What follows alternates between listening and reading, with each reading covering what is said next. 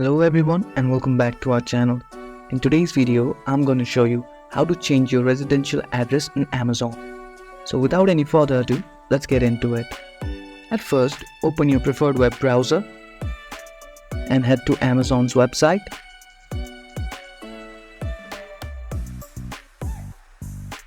Once you're in the website, click on the profile icon at the top right corner and scroll all the way down to see all account option and click on it. Now you might want to click on your addresses option, but we can only change our delivery address from this menu. So in order to change our residential area, we'll have to click on devices option,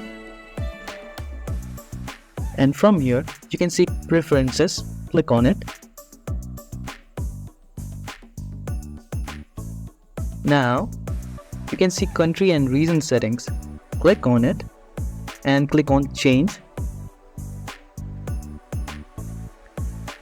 Now here you'll have to enter your full name, an address, city, and you can also use your existing address as your default address also. And after entering all the details, click on update button. And that's it. That's how you can change your residential area on Amazon.